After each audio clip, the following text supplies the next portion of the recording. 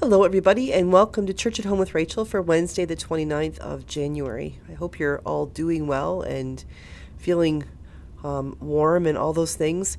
First of all, I would like to ask your prayers for Kelly Mack. I have no idea what Kelly Mack's real name is, but Kelly Mack is a follower here on the YouTube channel who has been hit by the recent changes and whose family needs some support. So please pray for Kelly Mack's family as they face challenging times ahead. Please know that you are in my prayers as well as other people here on the channel, and you will continue to be so until you tell me otherwise. God bless you, my friend. I absolutely dumbfounded by some of the stupid things people say lately. And I don't know whether it's the eternal optimist in me, the Pollyanna in me, that still comes up for air every day thinking, okay, maybe today will be better. And then I'm slammed back like a whack-a-mole with another, stupid, did they really say that?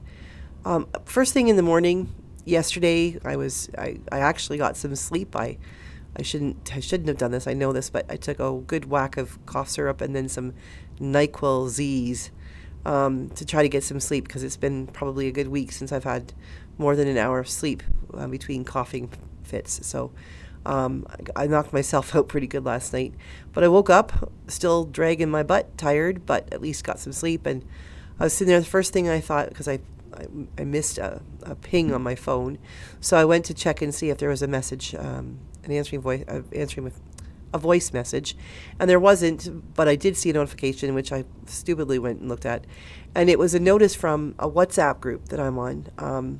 It's a WhatsApp group for women bishops around the world, and there's been obviously a lot of traffic on that particular communications thread for women bishops regarding the Right Reverend Marianne Buddy's sermon from a week and a bit ago. And in this particular feed was a screenshot of the motion put forward on the floor of Congress, or the House, or whatever you call it, the states, stating that basically, I think what they're trying to say was that what she did was unforgivable. The actual motion itself didn't make a whole lot of sense to me, but she was instigating something by preaching what she did. And it occurred to me that we have gone from the ridiculous to the ludicrous, and now we are on to another whole dimension of what's going on here. Like, this doesn't make any sense. And it occurred to me that we have moved beyond from 1984 to 2025. I got thinking about how terrified I was when I was in grade 12 English class, in my advanced English class, and I was like 17, so that'd be 1988, I think. And we were reading George Orwell's 1984. And that's not kind of literature that I would normally pick up, and it's not the kind of movie I would ever choose to watch. So some people in my class was like, oh yeah, I love this stuff. Me, I read it because I had to, and we had to write an essay on it and be prepared to deal with it on our final exam. So I read the book. It terrified me. It gave me nightmares, and it has remained with me as one of the most difficult books I've ever read, because it rang true when I was living in it was pretty close. What did I just say? It was I was 16, 17, so 1988. I think I said it was probably 1988. I read that book, and it was only the title was 4 years before that. And now, 4 years, after 1988, things weren't like that for the most part. There are, of course, things that we were listening to about Russia and the USSR and Siberia and things like that, and there was all kinds of controversies and conspiracy theories that were going around 80s style then. But that book was still something that was a cautionary tale. We read The Handmaid's Tale by Margaret Atwood in one of my high school years as well. Wasn't the same year, thank God. That one I didn't get through. The Handmaid's Tale I didn't get through. We were told early enough in the year, that it wouldn't be on our final exam unless we chose to write on it, so I just didn't finish it, which is weird for me because I always finish reading books. But it terrified me, the idea that this could be imagined by a Canadian author, Margaret Atwood. If it could be imagined, then it could happen. And Orwell's 1984 being written in 1948 says a lot, doesn't it? 1948, he wrote that. It speaks volumes. And realizing that we are now in 2025 and that 900-page document that was dumped onto the internet and was like a nothing, not really going to happen. What exactly is happening? Trump stated that he hadn't read it, that he didn't support it, that it wasn't, and then he backtracked from it when he realized how much bad press he was getting in the early stages of his campaign about the 2025 document. But I do remember hearing one of the pundits or the pontificators talking about the fact that J.D. Vance, who hadn't yet been named but was soon to be named when I heard this news report, the vice presidential candidate, that he had written either the preface for it or a foreword, or he had at least been consulted in this book. It makes me wonder, have we jumped from 1984 to 2025? And was that leap not as big as maybe people anticipated it could be? There are lots of people, I think, that are considering all of the things that the current president is doing and saying. And thanks be to God, the number of governors and people from the states, each individual state, who are coming back and pushing back and saying, not on my watch. You can do what you can federally, but not in my state. I am so surprised at how much pushback there has been. And thanks be to God for that. As one of my viewers said to me in a comment, it's scarier than we thought. That's coming from an American. This is scarier than we thought it could be, or that it would be. Those words struck a hollow bell in my heart, because this is coming from someone I've met, someone I have broken bread with, someone who I sat at their kitchen table and had coffee with their spouse. This is a person I love, telling me that what's happening is scarier than they thought it would be. And what's even scarier is I'm kind of wondering if it's like a carnival act.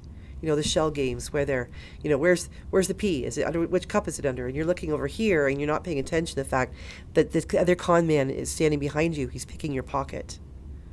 You're so focused on what this con man's doing over here, this Carnie at the carnival is doing up here with the pea in the cup, that you're unaware that someone's robbing you blind from your purse or your back pocket. And the thing is that they're so sophisticated. I feel like it's the current president is the one who's shifting the cup, saying, where's the pea? Let's look for the pea. Where are you really looking? Are you looking over here at the Gulf of America? Are you looking over here at we're going to take over Greenland or the 51st state, or, taking on Denmark or Colombia? And who are you looking over here? When behind you, the real con man isn't just picking your wallet out. He's taking your wallet. He's taking your information. He's going to steal your identity. And he's going to put your wallet back in your pocket, and you'll never even know he touched it until it's too late. Until you find out that your credit cards have been compromised, until you find out that your mortgage has been canceled, or you find out that the information that you had emailed to your friend who is sponsoring a refugee has been shared because your email was hacked. I'm more concerned that what we're seeing up front with the orange-headed buffoon doing his thing up here with where's the pea, where can I draw your attention now, is really an unwilling lackey for the J.D. Vances and the rest of them who are standing in the background saying, yeah, keep your attention up there because we got big plans back here. You just pay attention up there because there's things going on back here that we're going to take care of for you. I'm a little bit worried the same thing's going to happen in Canada. That's why it hurts so much, is because we're beginning to see the same kind of carnival act happening north of the border as well. We need to be paying attention. We need to learn what it is we need to learn. And as much as I hate to say this, I think we probably all need to give a good long look at that 900-page document, the Project 2025. We need to make ourselves aware of what the enemy is really trying to do. Because there are women now in the States who are more terrified than ever that their own physical health and their own decisions are being compromised because of pending bills that would stop their doctors from being able to to fulfill their mandate to help them be safe. People who are terrified that even though they were born in the United States, could be deported because their parents were undocumented immigrants. When it comes as far as changing and overturning or trying to overturn the very words of the founding fathers, the Constitution, the very things that have kept that American experiment of democracy going for close to 300 years, when that itself is what is being challenged, then the world is not what we thought it was. It isn't 1948 anymore. It's 1984. But folks, we are well beyond 1984. We are in the heart of 2025. And the Carnie Act up here is just a distraction for what's happening back here. We need to pay attention. We need to use our brains and think critically. We need to be able to stand up like Bishop Marianne and say, no, we're called to serve mercy. We're called to look out for the person who's being taken advantage of, who's being hurt, because Christ would have us do no less. And when we start to realize that we are helping to look out for someone else, it means that somebody else will be looking out for us as well. Together, we can figure out how to be a community that doesn't become like the Orwellian prophecy or the propaganda and promise of Project 2025.